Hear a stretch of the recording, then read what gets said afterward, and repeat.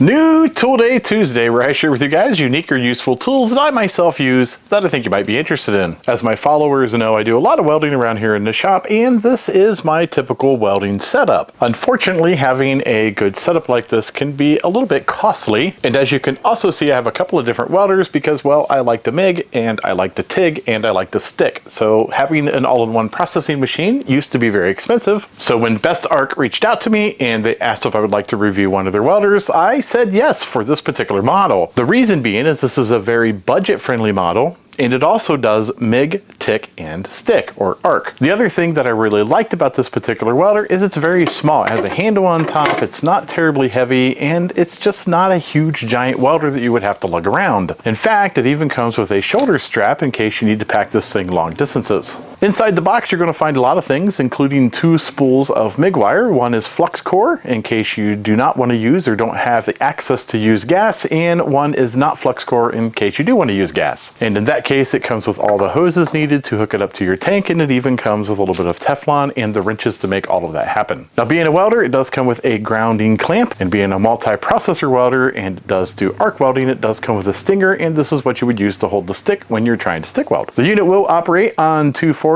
or 120, and it does have an adapter for that. Now, obviously, if you're going to have to use 120 volts, it's probably not going to handle heavy gauge, but it should be pretty adequate for lightweight stuff. But anytime you're welding heavy metal, you're probably going to need to turn those amps up, and you'll need to use 240 volts.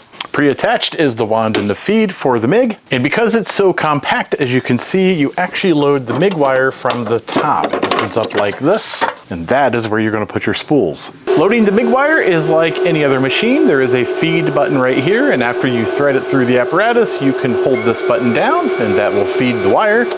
When you first turn on the machine, you're greeted with a really nice digital display.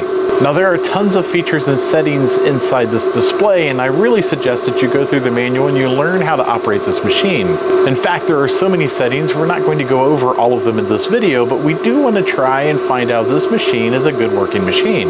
Now, obviously, the question in everybody's mind is, how well does this work? And well, we're going to find out. I think a great test for this little unit would be a flux core weld. That is a MIG without gas, so to speak. The shielding is built into the wire, and for some people, it can be very difficult to weld with. They typically splatter a lot, they make a mess. And then I think we'll follow that up with a stick weld. I actually have a project that I'm working on my trailer. I want to weld some D-rings to it. So we'll use this welder to make that happen, and then I think we'll have a really good understanding of how well and how good this welder works. I don't have a safe lens for my camera to weld with, so I am going to shield it with my glove, but I still am going to let you listen to how it's welding, and then we'll take a close-up look at the weld later on. I'm going to weld on a piece of scrap strap metal that I have found here. I did clean it up with my sanding disc, and you're going to want to listen to how this sounds. That's always the first key of how well the welder is doing. And obviously when we're done, we'll take a look at it, and you'll know how well it did.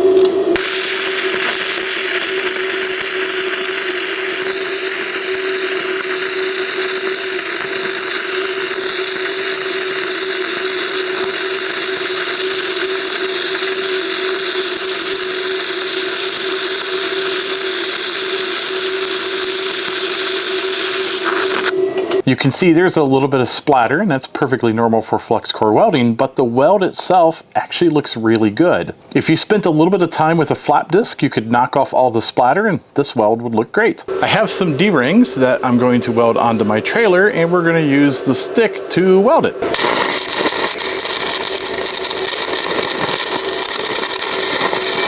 So the little welder did do the trick, and I have to apologize. I lost the parts where I knocked the slag off, and then I went back and welded it again to clean it up, and well, then I used the grinder to clean it up so it looked nice and pretty. I do, however, have a piece of scrap that I did lay a bead down, and I've not grinded it, so you can see how it does when you're stick welding. So what are my final thoughts of this little welder? Well, it's good, it's okay. Is it the greatest welder in the world? Absolutely not. Is it packed full of features? Well, it has some features, but it is a multiprocessor. It'll do flux core, MIG, stick, and TIG.